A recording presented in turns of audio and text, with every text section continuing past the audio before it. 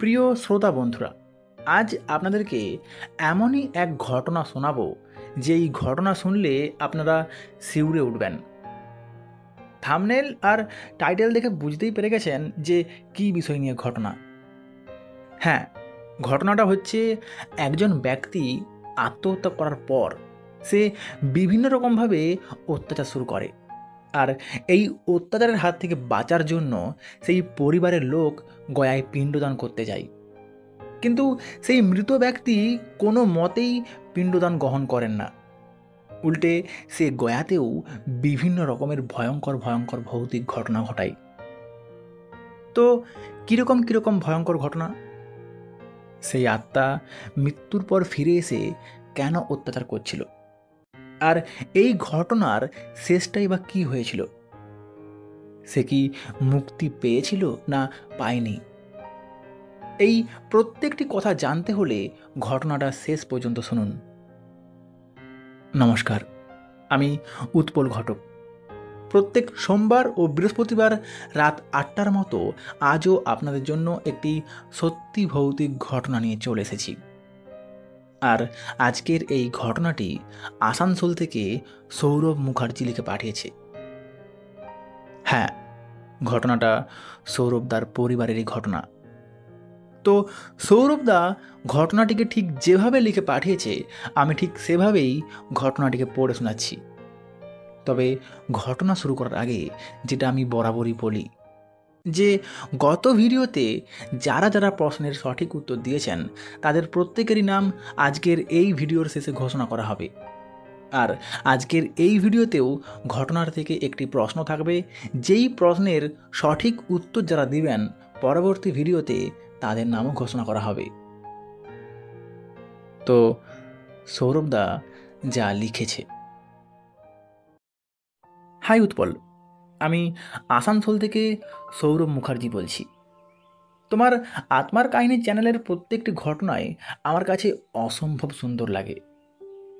আজও একটা ঘটনা শুনছিলাম, আর ঠিক তখনই ভাবলাম যে এত মানুষ যখন ঘটনা পাঠাচ্ছে তখন আমিই বা কেন বাদ যাব? আমাদের পরিবারেও তো একটা ঘটনা ঘটেছে, তাহলে সেটাকেই শেয়ার করি।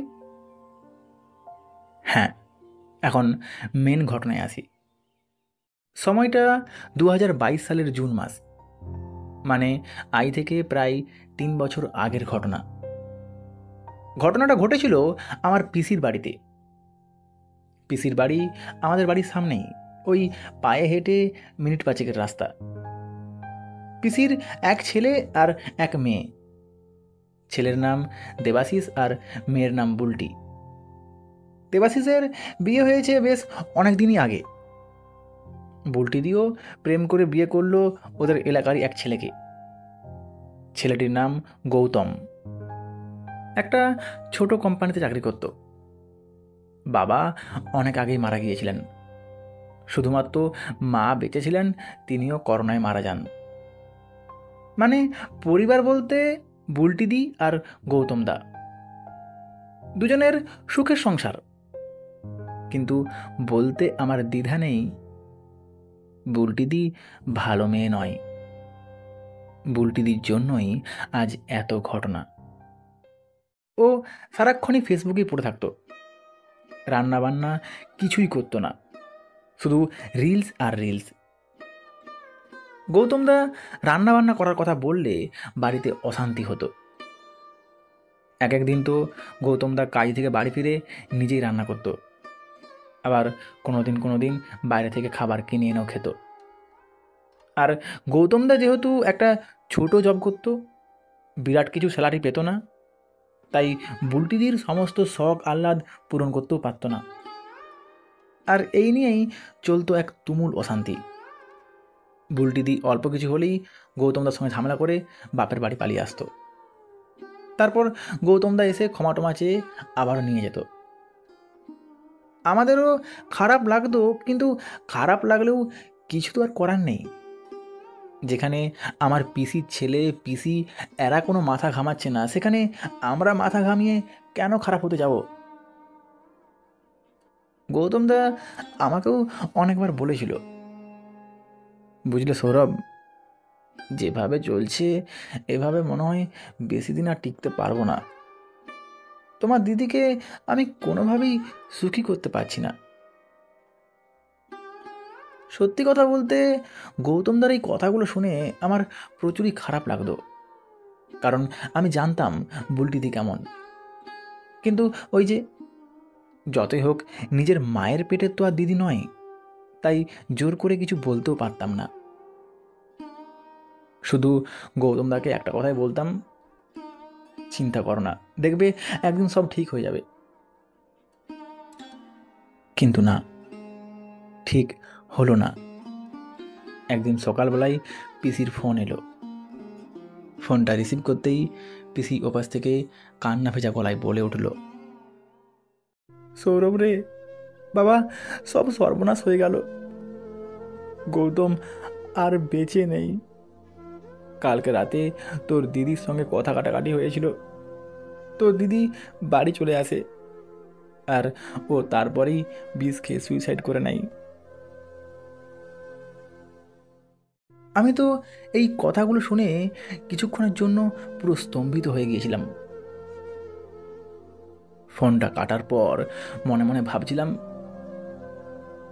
ওগো পিসি, যা হয়েছে সব তো তোমার আর তোমার ছেলের জন্যই হয়েছে। তুমি, তোমার ছেলে, তোমরা তো বুলটিদির কোনো দোষ দেখতে পাও না। তাকে একদিনের জন্যও শাসন করলে না, তাকে বুঝালে না যে কোনটা সঠিক কোনটা ভুল। তোমরাই তো তোমাদের মেয়ের ঘর ভাঙলে, একটা ভালো মানুষকে মৃত্যুর মুখে ঠেলে দিলে, আর এখন অভিনয় করছো। যাই হোক, কি আর বলবো, আর কি বার করব। পোস্টমর্টেম করলো না, তাড়াতাড়ি করে দেহটাকে পুড়িয়ে দিল, যাতে করে বুলটি দিয়ে কোনো ঝামেলায় না পড়ে। কিন্তু সমস্যাটা শুরু হলো সেদিন রাত থেকে। রাত 2টা-2:30 বাজলেই ছাদের উপর কারোর ভারী ভারী পা ফেলে হেঁটে যাওয়ার আওয়াজ আসতো। কখনো রান্নাঘর থেকে কাচের গ্লাস ভেঙে ফেলার আওয়াজ, কখনো আবার বাথরুমের কল থেকে জল পড়ার আওয়াজ। মানে ওই দিন রাত থেকেই পরবর্তী বেশ কয়েকদিন প্রতি রাতেই এই একই ঘটনাগুলো ঘটত। যেহেতু অপঘাতে মৃত্যু, তাই 3-4 দিনের মাথায় ঘাট শ্রাদ্ধ কমপ্লিট করে দেওয়া হলো। পুরোহিত মশাই বললেন, চিন্তা নেই, অপঘাতে মৃত্যু তাই এমনটা করছিল, তবে ঘাট শ্রাদ্ধ যখন হয়ে গেছে আর কিছু হবে না। কিন্তু না, ঘাট শ্রাদ্ধ কমপ্লিট হওয়ার পরেও ঘটনাগুলো ঘটতেই থাকলো। একদিন সন্ধ্যাবেলায় পিসি রান্নাঘরে রান্না করছিল, আর ঠিক সেই সময় পিসি খেয়াল করে যে বাথরুমের দরজার সামনে গৌতমদার মতন কেউ একটা দাঁড়িয়ে আছে। পিসি ভালোভাবে দেখতে পাচ্ছিল না, কারণ ওই জায়গাটা একটু অন্ধকার। তো ভালো করে দেখার জন্য যেই ছুটে গিয়ে ঘর থেকে লাইটটা নিয়ে আসে, অমনি আর কাউকে দেখতে পায় না। এরকমই আরও একটা ঘটনা ঘটল। পরদিন রাতে খাওয়া দাওয়ার পর দেবাশিসের ছেলে পল্টু বাইরে যখন হাত ধুচ্ছিল, ও তখন খেয়াল করে যে গৌতমদা কলতলায় দাঁড়িয়ে আছে। পল্টু তো এই দৃশ্য দেখে বেশ প্রচণ্ডই ভয় পায়। ও মগটগ ফেলে দৌড়ে ঘরে আসে। মানে ওই মুহূর্তে ওই ঘরে রাত কাটানো মানে নরক যন্ত্রণাকে ভোগ করা। ঘরের মধ্যে হঠাৎ করেই বরফের মতন ঠান্ডা হাওয়া বইত। অদৃশ্য কোনো কিছুর উপস্থিত অনুভব হতো। এছাড়াও দেবাশিস, পিসি, বুলটিদি, এদের প্রত্যেকের গলায় হামেশাই নখের আঁচড়ের দাগ পাওয়া যেত। ওরা বুঝতেও পারত যে ওরা ঘুমানোর সময় ওদের বুকের উপর বসে কেউ ওদের গলা টিপছে, ওদের শ্বাস নিতে কষ্ট হচ্ছে, কিন্তু ওরা কিছুই করতে পারত না। তো এই নরক যন্ত্রণার হাত থেকে বাঁচার জন্য ওরা আবারও সেই পুরোহিতকে ডাকে। পুরোহিত সব শুনে এটাই বলেন, দেখো, ওর মনের মধ্যে অনেক রাগ আছে, অতএব শুধু ঘাট শ্রাদ্ধ করলেই হবে না, ওকে গয়ায় দিতে হবে। একমাত্র গয়ায় পিণ্ডদান করলে তবেই ওর আত্মা মুক্তি পাবে।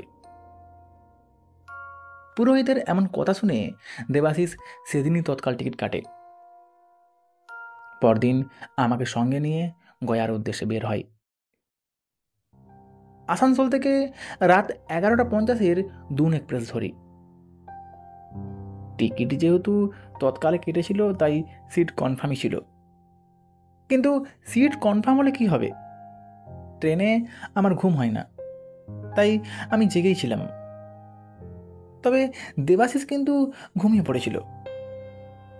তো আমি রাত 1:30টার দিকে, মানে ট্রেনটা যখন ধানবাদ বেরোলো, তখন একবার বাথরুম গেলাম। তো বাথরুমে ঢুকে দরজা বন্ধ করে আমি বাথরুম করছি। ঠিক সেই সময় আমি কারোর একটা নিঃশ্বাসের আওয়াজ শুনতে পেলাম। আমি সঙ্গে সঙ্গেই পেছন ঘুরে তাকালাম, কিন্তু না, কেউই নেই। অবশ্য না থাকারই কথা, কারণ বাথরুমে তো আমি একাই ঢুকেছি। তবে না, ঠিক তখনই বাথরুমের ওই আয়নার দিকে চোখ পড়তেই আমি চমকে উঠলাম। আমি দেখলাম আমার পেছনে একটা ছায়ার মতন কিছু একটা দাঁড়িয়ে আছে। তবে সেটা যে কি ঠিক বুঝতে পারলাম না। না, আমি আর এক মুহূর্তও সময় নষ্ট করলাম না। আমি সঙ্গে সঙ্গেই দৌড়ে বাইরে বেরিয়ে আসি। তবে এই বাইরে বেরিয়ে যখন আমি সিটের দিকে এগিয়ে যাচ্ছিলাম, তখন খেয়াল করলাম যে দরজাটা আস্তে আস্তে নিজের থেকেই বন্ধ হয়ে গেল। এমনকি লকটাও নিজের থেকেই লেগে গেল। না, ওখানে আর 1 সেকেন্ডও দাঁড়ায়নি। সিটে এসে চুপচাপ শুয়ে পড়লাম। ট্রেন মোটামুটি রাইট টাইমেই গয়ায় ঢুকালো। আমরা স্টেশন থেকে বেরিয়ে চলে এলাম ভারত সেবাশ্রমের একটা কাউন্টারের কাছে। এই কাউন্টারটা স্টেশন এরিয়ার মধ্যেই পড়ে, ওই যেখানে কার পার্কিং জোনটা আছে ওখানেই। আমরা ওখানে গিয়ে ওনাদের যেই দুজন স্টাফ ছিলেন তাদের সঙ্গে কথা বলে একটা রুমের ব্যবস্থা করলাম। নর্মাল রুম মাথা পিছু 100 টাকা, আর পার্সোনাল রুম 400 টাকা। আমরা একটা পার্সোনাল রুমে নিলাম। কাউন্টার থেকে আমাদেরকে একটা হলুদ কার্ড দেওয়া হলো। আমরা সেই কার্ড নিয়ে একটা টোটো ধরে চলে এলাম ভারত সেবাশ্রম আশ্রমে। এই ভারত সেবাশ্রম আশ্রম স্টেশন থেকে সামনেই, খুব জোর হলে 1 কিলোমিটার হবে। তো আমরা ওই ভারত সেবাশ্রম আশ্রমের অফিসে গিয়ে ওখানকার যেই ম্যানেজার ছিলেন, মানে যেই মহারাজ ছিলেন, ওনাকে ওই হলুদ কার্ডটা দেখালাম। তিনি আমাদেরকে রুমের চাবি আর একটা মশারি দিলেন। আমরা রুমে এসে ব্যাগ ড্যাগ সব কিছু রেখে স্নান টান সেরে ফ্রেশ হয়ে নিচে চলে এলাম। দেবাশিস ধুতি আর গেঞ্জি পরেছিল, আমি নর্মাল জামা প্যান্ট। ও হ্যাঁ, এখানে একটা কথা বলতে ভুলে যাচ্ছি। গয়াতে পিণ্ডদানের ক্ষেত্রে একটা নিয়ম আছে, সেটা হচ্ছে ন্যাড়া হতে হবে। তো দেবাশিস কিন্তু আগের দিন, মানে যেদিন আমরা গয়ায় আসি, ও ওই দিনই ন্যাড়া হয়ে গিয়েছিল। তো যাই হোক, নিচে সকাল 6টার থেকে একটা লাইন শুরু হয়। দেবাশিসও সেই লাইনে দাঁড়ালো। তবে সেই লাইনে দাঁড়িয়ে যেটা আমরা জানলাম যে সাধারণভাবে মারা যাওয়া ব্যক্তির পিণ্ডদান করতে গেলে 350 টাকার একটা পুজোর সামগ্রী কিনতে হবে। আর যদি কোনো অপঘাতে মারা যাওয়া ব্যক্তির পিণ্ডদান করতে হয় তাহলে 450 টাকার সামগ্রী কিনতে হবে। তবে হ্যাঁ, ওই একই সামগ্রী দিয়ে, মানে ওই একই খরচে অনেকের পিণ্ড দেওয়া যায়। আর পিণ্ড 3 জায়গায় দিতে হবে। প্রথমে ফুল্গু নদী, তারপর বিষ্ণুপদ মন্দির এবং অবশেষে অক্ষয় বট। তবে হ্যাঁ, যারা অপঘাতে মারা গেছে তাদের ক্ষেত্রে 4 জায়গায়।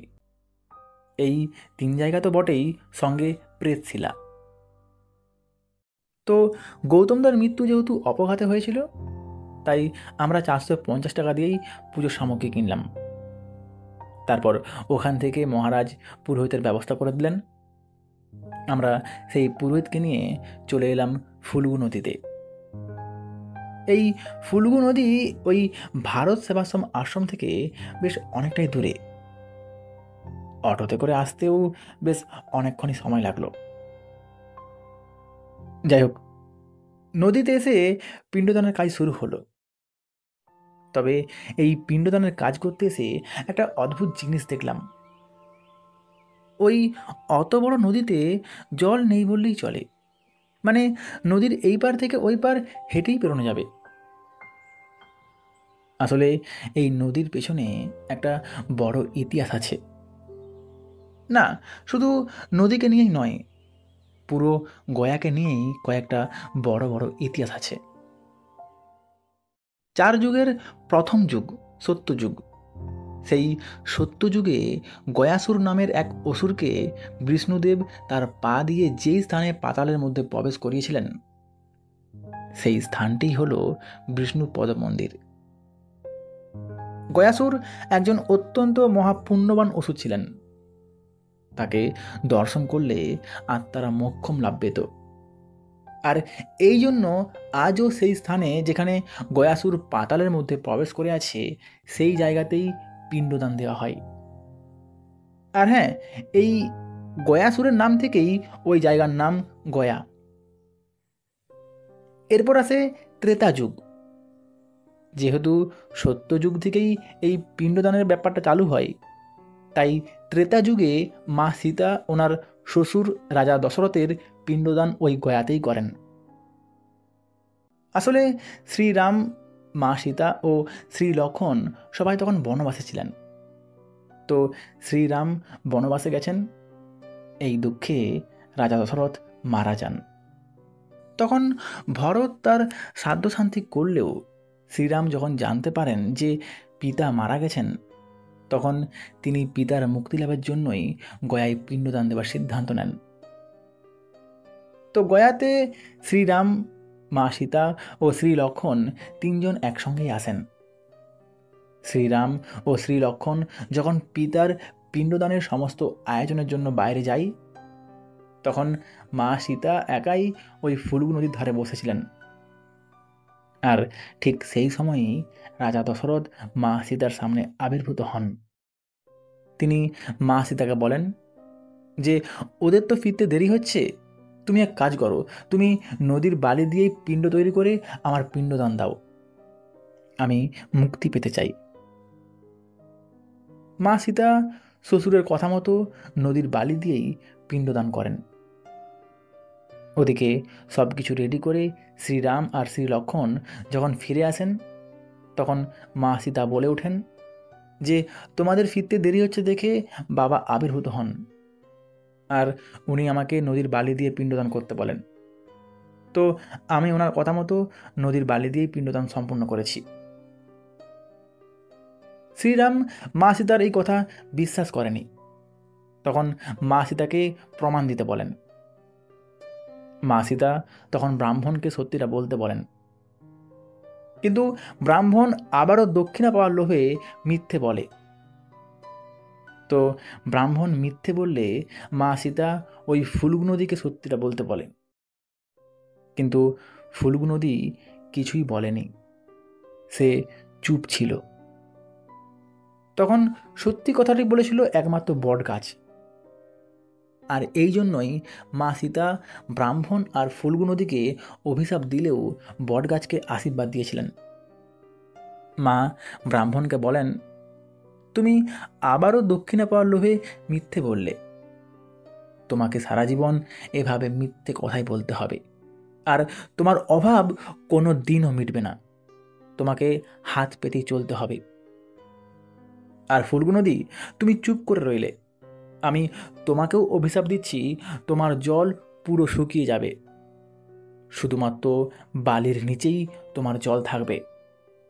আর হ্যাঁ বটগাছ, একমাত্র তুমিই সত্যি কথা বলেছ, আমি তোমাকে আশীর্বাদ দিচ্ছি, প্রত্যেক মহিলাই তোমার গাছে পুজো দেবে। তুমি মানুষকে শীতল ছায়া প্রদান করবে, তুমি অক্ষয় থাকবে। তো এই জন্যই আজও গয়াতে ওই বটগাছ সেই ত্রেতা যুগ থেকে এখনও অক্ষয় হয়ে আছে। মানুষ যেই অক্ষয় বটের তলায় পিণ্ডদান করেন সেটা ওই বটগাছ। সরি, ঘটনার থেকে একটু বাইরে বেরিয়ে গিয়েছিলাম, প্লিজ ক্ষমার দৃষ্টিতে দেখবেন। যাই হোক, মেন ঘটনায় আসি। দেবাশিস যখন পিণ্ড দেওয়ার কাজ শুরু করবে ঠিক তখনই একটা হাওয়ার ঝাপট এসে পুরো থালা সমেত সব কিছুকে উল্টে ফেলে দিল। অথচ অবাক করার বিষয়, সেরকমভাবে কোনো বাতাসও বইছে না, কোনো ঝড়ও নেই। দেবাশিস সব কিছু ঠিক করে আবারও পিণ্ড দিতে গেল। তবে ঠিক তখনই তার হাতটাকে কেউ যেন মুচড়ে দিল। মানে মনে হচ্ছিল কোনো এক অদৃশ্য হাত জোর করে ওর হাতটাকে মুচড়ে দিচ্ছে। দেবাশিসের তখন এতটাই যন্ত্রণা হচ্ছিল যে ও রীতিমতো কেঁদে ফেলেছিল, ও ছটফট করছিল। তো ঠাকুরমশাই সঙ্গে সঙ্গেই তার ঘটিতে থাকা গঙ্গা জলটাকে হাতে নিয়ে মুখে মন্ত্র উচ্চারণ করতে করতে চতুর্দিকে জলটা ছিটাতে থাকে। আর এই জল ছিটাতেই সেই অদৃশ্য হাত দেবাশিসের হাতটাকে ছেড়ে দেয়। তবে দেবাশিস স্বাভাবিক হলে আমরা খেয়াল করি যে তার হাতের কবজির কাছে একটা বড় লাল দাগ পড়ে গেছে। মানে ওই দাগ দেখে এটা স্পষ্ট বোঝাই যাচ্ছে যে তার হাতটাকে কেউ শক্ত করে মুচড়ে ধরেছিল। ঠাকুরমশাই এইসব কাণ্ড কারখানা দেখে সঙ্গে সঙ্গে বলে ওঠে, আমি জীবনে অনেক পিণ্ডদানের কাজ করেছি, কিন্তু এরকম ঘটনা আমার জীবনে আজ প্রথম। তবে আমি যেটুকু বুঝলাম যে ওই আত্মা রাগে ফুঁসছে, ও কিন্তু মুক্তি চায় না, ও হয়তো প্রতিশোধ চায় বা অন্য কিছু। শোনো, ও এখন এখানেই আছে, ও চাইছে না পিণ্ডদানটা হোক। অতএব আজকে আর কিচ্ছু করা যাবে না, কালকে আর একবার চেষ্টা করব, যদি হলো ভালো, না হলে কিছু করার নেই। কি আর করব, ভেবেছিলাম পিণ্ডদান সম্পূর্ণ করে বিকেলে বাড়ি ফেরার ট্রেন ধরব, কিন্তু সেটা তো আর হলো না। তাই ওই দিনটা আশ্রমেই কাটাতে হলো। পিণ্ডদানের ওই ঘটনার পর থেকে সেরকমভাবে সারাদিনে আর কোনো কিছু ঘটেনি। তবে রাতের বেলায় ওই 3টার দিকে একটা ভয়ঙ্কর ঘটনা ঘটল। ঘরটা আচমকাই অস্বাভাবিক রকম ঠান্ডা হয়ে গেল। মানে এতটাই ঠান্ডা যে শীত পাচ্ছিল। তো আমি উঠে বসলাম, আর এই উঠে বসতেই আমি খেয়াল করলাম যে দেবাশিস কেমন যেন পুরো খিচে গেছে, তার হাত মুখ কেমন যেন বেঁকে যাচ্ছে, আর তার গলায় পরপর 4টা নখের আঁচড়ের দাগ। দাগগুলো বেশ যথেষ্টই বড় আর বেশ যথেষ্টই গভীর। আমি তো এই দৃশ্য দেখে প্রচণ্ডই ভয় পেলাম। আমি সঙ্গে সঙ্গেই দেবাশিসকে ঝাঁকুনি দিয়ে ডাকতে লাগলাম। প্রথম দিকে বেশ কিছুক্ষণ কোনো নড়নচড়ন নেই, কিন্তু কিছুক্ষণ পর ও আস্তে আস্তে স্বাভাবিক হতে শুরু করলো। ও স্বাভাবিক হলে আমি ওকে জিজ্ঞাসা করি, কি রে, কি হয়েছিল তোর? দেবাশিস তোতলে তোতলে বলে ওঠে, গো গো গো গৌতম দা, গৌতম দা এসেছিল, ও সত্যিই রাগে ফুঁসছে, ও আমাদের কাউকে ছাড়বে না, কাউকে না। মা, আমি, বুলটি, আমাদের প্রত্যেককেই ও মারবে। আমরা আমরা যে দোষী, আমাদের জন্যই তো ও মরেছে। আমরা চাইলেই তো ওকে বাঁচাতে পারতাম, কিন্তু আমরা তা করিনি। এখন আমাদেরকেও মরতে হবে। দেবাশিসের এই কথাগুলো শুনে আমারও বেশ ভয় লাগতে শুরু করলো। তবে আমি ওকে সেটা বুঝতে দিলাম না। আমি ওকে আশ্বাস দিয়ে বলে উঠলাম, চিন্তা করিস না, কিচ্ছু হবে না, সব ঠিক হয়ে যাবে। না, বাকিটা রাত আর ঘুমালাম না। পরদিন সকালে মহারাজের কাছে গিয়ে সেই পুরোহিতকে ডেকে পুরো ঘটনাটা বললাম।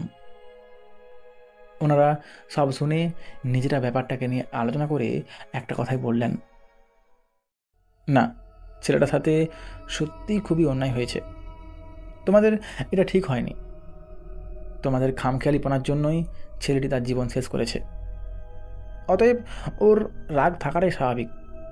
তবে তোমরা যে ভুল বুঝতে পেরেছো, তোমরা অনুশোচনা করছো, এটাই সবচেয়ে বড় ক্ষমা চাওয়া। শোনো, আজকে পিণ্ড দেওয়ার আগে গলায় গামছা নিয়ে ওই আত্মাকে স্মরণ করবে আর ওর কাছে ক্ষমা চাইবে, ভুল স্বীকার করবে। আর হ্যাঁ, তুমি পিণ্ড দিতে যেও না, কারণ তোমাদের জন্যই ও মারা গেছে। ও তোমার হাত থেকে কখনোই পিণ্ড নেবে না। মহারাজ এই কথাটা দেবাশিসকে বলল, আর আমাকে বলে উঠল, শোনো, পিণ্ডদান যে কেউই করতে পারে, অতএব ওর পিণ্ডদান তুমিই করবে। আমি মহারাজের কথা মতো চুল দাড়ি নখ সব কেটে সম্পূর্ণ নতুন বস্ত্র পরে আবারও সব কিছু নতুনভাবে কেনাকাটা করে চলে এলাম সেই ফুলগু নদীর তীরে। দেবাশিস আমরা দুজনেই গলায় গামছা দিয়ে গৌতম দাকে স্মরণ করে তার কাছে ক্ষমা চাইলাম। তাকে বললাম, দাদা, তোমার সাথে যেটা ঘটেছে সেটা সত্যিই খুবই অন্যায় হয়েছে। আমরা সত্যিই অনুতপ্ত, কিন্তু এখন তো আর কিছু করার নেই। তুমি মুক্তি না পেলে তোমারও কষ্ট আর আমাদেরও কষ্ট। অতএব তোমার কাছে হাত জোড় করে অনুরোধ করছি, তুমি দয়া করে পিণ্ডটা গ্রহণ করো। বিশ্বাস করবে কিনা জানি না, আমার এই কথাটা শেষ হতে না হতেই একটা ছোট্ট ঘূর্ণিঝড়ের মতন হাওয়া আমাদের সামনে এসে গোল করে ঘুরতে থাকলো। আমরা বুঝতে পারলাম যে গৌতম দা এসেছে। পুরোহিত মশাই মন্ত্র পাঠ করা শুরু করলো। আমি পিণ্ড দেওয়ার আগে যাবতীয় যা কাজকর্ম থাকে সব কিছু সেরে পিণ্ডটা নদীর জলে ভাসিয়ে দিলাম। তবে অবাক করার বিষয়, পিণ্ডটা জলে দেওয়ার সঙ্গে সঙ্গেই অদৃশ্য হয়ে গেল। হয়তো অনেকেই ভাববে পিণ্ডটা জলে গুলা হয়ে গিয়েছিল, কিন্তু না, নদীতে জল নেই বললেই চলে।